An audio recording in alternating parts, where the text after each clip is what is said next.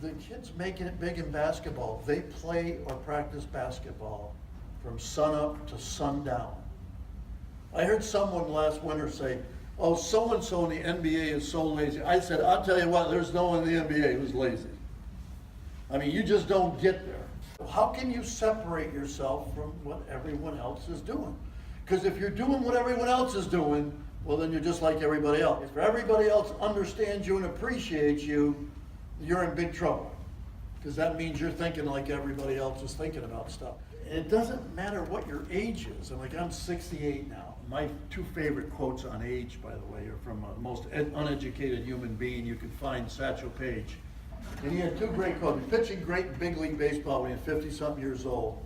And a reporter asked him, how can you be pitching successfully against these young kids? And Satchel looked at the reporter and said this, how old would you be if you didn't know how old that you was? Now that's brilliant. His other line was, age is all about mind over matter. If you don't mind, it don't matter. Paul Runyon, who I did a lot of clinics with, a great teaching pro, is dead now. But he was about 90. I did a clinic for 500 teaching pros in Toronto. Paul stands up and he looks at the audience and he says, before I start, I have to apologize. Last year, I came here and speak. And in that clinic, I promised you that I would practice my short game for an hour and a half every day of the week this year. I'm sorry to tell you, but 3 days last year I got lazy and did not honor my commitment. And he looked at the audience and says, I promise you that will not happen this year. And he was 90 years old. How am I going to follow that? But game time is party time. I mean, you better feel like you're going to a party. And what I mean by that is when you're in the shower getting ready to go to a party with friends, you're already grinning. When you walk in the door, you're grinning because all your friends are there. That's how I want people to feel when they go play in a golf tournament. I've had a lot of clients tell me while we're sitting and talking about it, they say, you know, Doc, after listening to you, I tell everyone how much I love golf. I tell everyone how much I love reading about golf, how much I love practicing golf, how much I like getting ready for tournaments. But when I'm actually in the tournament, it's like a torture chamber. I hate every minute of it. I'm scared to death about playing bad. I go, well, then you better really re-examine what it means to love golf. I mean, if you don't love it when you're playing it, it'd be like if my wife loves me as long as I'm on the road. Most of the tour players would tell you they let their kids play lots of other sports. They're not that nuts about this early specialization. Privately, the players are all going to tell you, my mother was the rock.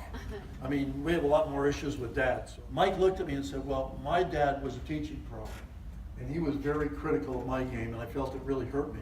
So when we had kids, I told my wife, if any of them ever play golf, I'll promise you, I will never make a critical comment about him and his golf game as long as I'm alive.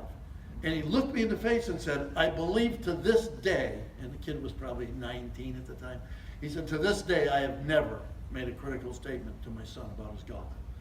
And I was like, God damn, that's good. Jim Furyk and his dad are like that. His dad was a teaching pro, and from what they tell me, his son, when he was little, really wanted to play golf, and the dad just kept telling him, no, you can't play golf until you're 11. No, by the time Jim got to 11, it was like, you know, can I play now? Davis Love's dad was a teaching pro. His dad said, I would be exhausted after teaching. My image when I was coming home from the golf course was I can't wait to get in a recliner with an iced tea or a beer and watch the news. And I'd get to the door and the two boys would be at the door and say, hey Dad, let's go golfing. And he said, right then you have a decision to make. Am I gonna say, no kids, I'm too tired? Or are you gonna say, yeah, beautiful, let's go play golf? He said, you have to do what they want to do. Having had a daughter that, you know, was a state junior champ and played at Notre Dame, don't even think about saying anything critical about their golf game. Because to them it means Dad doesn't love you. I didn't want my parents at all of my practices or games. And fortunately they couldn't go. Man. When your dad's a barber, the basketball games were on Tuesday and Friday and he worked at 8 or 9. And on Saturdays he worked, you know, because he got paid by the haircut. I think he made 2 of my high school football games when I was a quarterback. I mean, and I was the star of the basketball team. It's gotten this thing where you have to be there all the time. And I think you need to teach parents about that. Don't call me up and start coaching and tell me how to coach your kid. If there's anything you want to tell me before the year starts, go ahead and tell me now. But now, just trust me, we'll get them there. The more parents could step out of it. You know, parents all want to know everything you're teaching them. They want to film all the lessons, and they want to, so that they can be their kid's teacher when they're at tournaments. Yeah, I see what you're doing wrong. You've got to leave the kid alone. I mean, this ought to be the kid's thing, not the parents' thing. The secondary point is if you have a family with 3 kids and you have a little girl or a little guy who's really good at golf, make sure the parents don't give more love to that kid than the other kid. When you start giving more love to your kids based on their performance at anything, you're going to have real problems over their life. I tell the parents, go spend the time with your 2 kids that aren't any good at anything. I mean, they need it. You know? This kid already knows you love him. And teach your kids to like the other players. Invite their buddies who like golf to your club to play for the weekend and stay home. But I mean, you need friends who play golf. It's lonely if you have no one else. And now, can you win everything if you're the only one that plays? Yeah. But it's hard to get really, really good.